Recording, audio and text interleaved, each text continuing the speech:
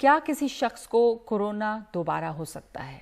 ये सवाल कई बार पूछा गया, लेकिन इसका जवाब अब मिला है। हांगकांग में एक शख्स को करीब 5 महीने बाद फिर से कोरोना होने की खबर सामने आई है और ये सवाल उठ रहा है कि कोरोना की जो एंटीबॉडी बनी उसका क्या फायदा। देश में कोरोना की सबसे ज्यादा मार झेल रहे महाराष्ट्र में कोरोना टास्क फोर्स, अस्पताल और बीएमसी इसे लेकर अब सतर्कता बरत रहे हैं। कोरोना वायरस से संक्रमित हुआ कोई मरीज क्या दोबारा इसी वायरस से संक्रमित हो सकता है? हांगकांग में ऐसे मामले की पुष्टि के बाद कोरोना हॉटस्पॉट रही मुंबई सतर्क है। इस वक्त जैसा कि मैंने कहा कि मुंबई में कोई भी कंफर्म केस रिपोर्टेड नहीं है, पर मुंबई के अस्पताल और मुंबई की टास्क फोर्स ये और बृहन मुंबई महानगर पालिका ये सब लोग जो है पूरी नज़र से देखते हुए हैं कि कोई नया रीइंफेक्शन का केस उभर के आता है कि नहीं। अब इसमें एक ये बात भी है कि रिलैप्स है या रीइंफेक्शन इसमें कंफ्यूजन है।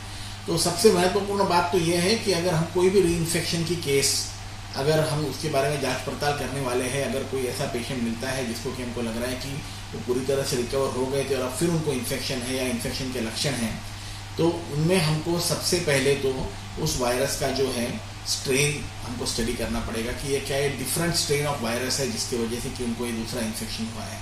और अगर हम ये प्रूव कर पाए कि पहले का स्ट्रेन और अब का स्ट्रेन अलग है, तो निश्चित रूप से ये हम कह सकते हैं कि ये री-इन्फेक्शन है, दूसरा नया इन्फेक्शन है। इंडियन मेडिकल एसोसिएशन महाराष्ट्र के अध्यक्ष डॉक्टर अविनाश भोंडवे जहां वायरस म्यूटेशन यानी कि वायरस के जेनेटिक मटेरियल में बदलाव की आशंका जता रहे हैं, वहीं महाराष्ट्र मेडिकल काउंसिल के अध्यक्ष डॉक्टर शिव कुमार उतरे पॉजिटिव से नेगेटिव हुए मरीजों को सावधानी बरतने की सलाह दे रहे हैं। जैसे कि फ्लू के इन्फ्लुएंजा के वायरस में ये अक्सर पाया जाता है कि हर साल उसमें म्यूटेशन हो जाता है और इसलिए कोई भी उसको वैक्सीन भी काम नहीं आता।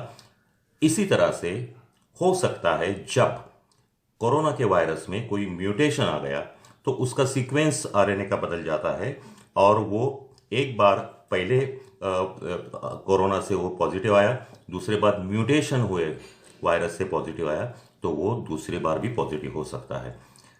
ये बात है, कोई डरने की बात नहीं है, ये अक्सर हर बीमारी में पाया जाता है। Now this is especially a wake up call for all those who have got infected.